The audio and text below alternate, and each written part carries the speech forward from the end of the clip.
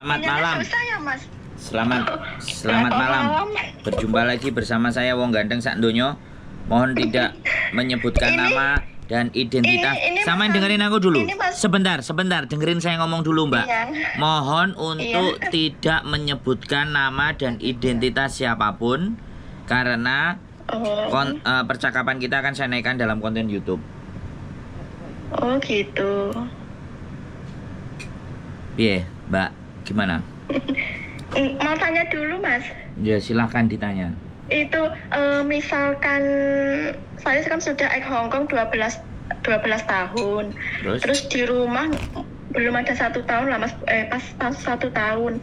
Misalkan ke sana lewat sampean gitu, prosesnya gimana? Bisa. Berarti itu biodatanya lewat HP ya? Iya. Terus nunggu di rumah. Ya, terus sampean. Terus nanti kalau misalkan mau terbang lewat apa itu? Langsung dari rumah apa lewat PT dulu? Ya, pastinya lewat PT lah, Mbak. Oh, berarti kalau mau terbang nanti lewat PT. Oh, gitu. PT-nya itu di Jawa Tengah ada itu, Mas? Sampean nggak usah bingung sama PT-nya. Karena PT itu kan hanya lewat terus sampean berangkat. Iya, hanya lewat. Oh. Jadi ngapain bingung sama PT? Mau PT-nya Jawa Timur, Jawa Tengah, Jakarta, mana aja itu yang kira-kira penting. sekarang misalkan nunggu di rumah berapa bulan, Mas? Itu lewat sampean sekarang. Saya ngomong jangan dipotong ya. Kita ngomongnya gantian, ya. Sampean soalnya kalau tak lihat saya ngomong sedikit sampean udah motong soalnya.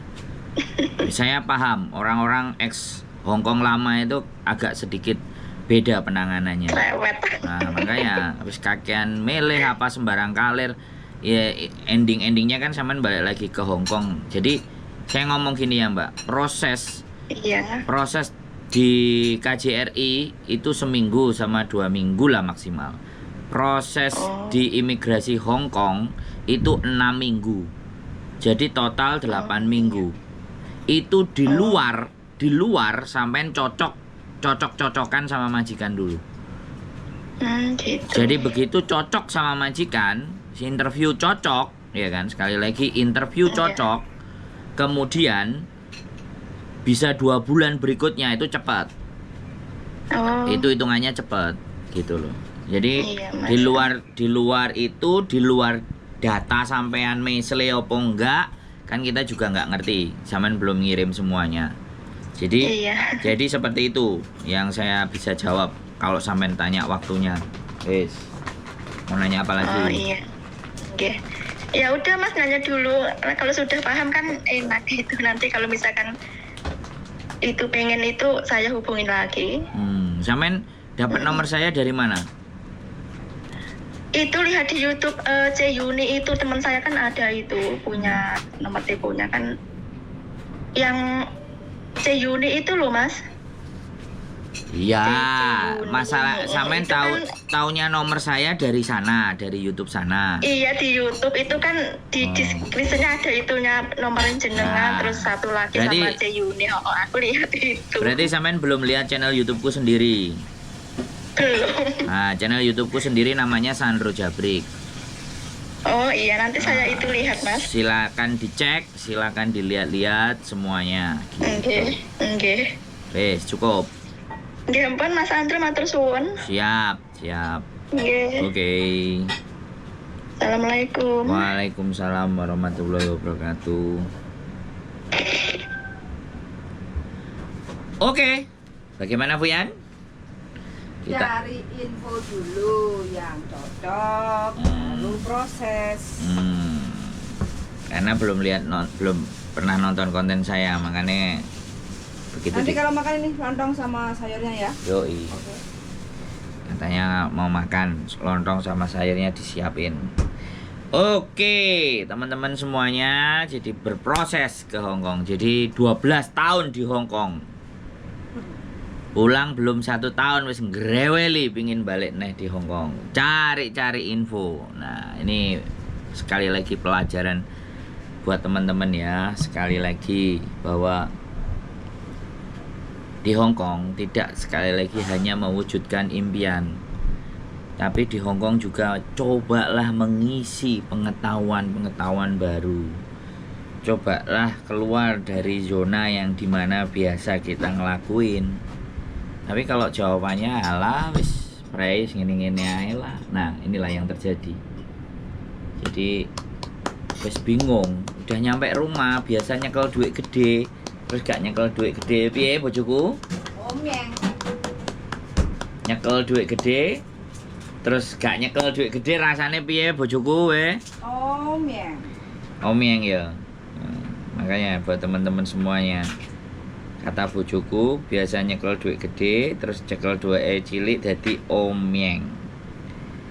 Buat teman-teman semuanya, makanya dari pembelajaran seperti inilah kita berpikir kenapa ya. Jadi mumpung di Hong Kong itu kita mau ngapain? Apa yang di-prepare? Karena yang kebanyakan saya tahu teman-teman itu kalau ke Hong Kong fokus bangun rumah, boleh. Fokus beli sawah semuanya, ya kan? Fokus bidang usaha. Nah, sekarang kita pilih jenis-jenis bidang usaha itu yang sudah bisa dijalankan ketika sampai masih di Hong Kong. Nah, bojoku ngombe jamu. Moh ledak enak ledak. Jadi seperti itu ya teman-teman semuanya. Usaha dilakukan ketika teman-teman ada di Hong Kong. Apakah ada? Ada. Apakah bisa? Bisa. Ada dan bisa. Saya bisa tunjukin banyak hal. Misalnya nih kan, contoh yang sederhana. Ada YouTuber yang namanya Mas Rio Kalkeo. Ya kan? Dia jualan kerupuk awalnya. Jadi jualan kerupuk harganya murah, ya kan, dikirim pakai paketan. Orderannya sampai mencapai 1.000 sampai 2.000 Hong Kong dolar. Karena kan bayarnya harus, tapi Mas Rio bayarnya rupiah, gak bayar Hong Kong dolar, bayarnya rupiah. Jadi enak, duitnya sudah langsung masuk rupiah. Dan harganya terhitung sangat, menurut saya murah, pakai banget. Ini contoh, salah satu contoh ya kan. Di balik ada contoh-contoh yang lain. Saya bisa sebutkan satu-satu. Nah, itu jualan. Akhirnya yang pelanggannya semuanya di Hong Kong. Akhirnya kan duitnya kan ya lumayan kan. Kayak gitu satu. Terus yang kedua adalah YouTuber. Sudah ada 3 ini. Mbak Noni, Mbak Najwa, si Jine, Mbak Rani Ancak. Ini dari YouTuber. Jadi ya saya nggak tahu YouTuber yang lain kan ada yang banyak yang sudah pulang dari Taiwan, tapi ini yang dari Hong Kong.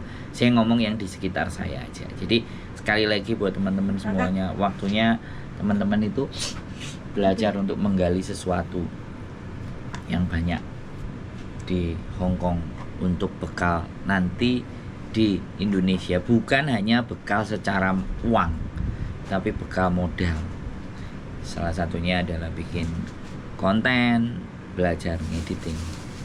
Oke, itu saja dari saya.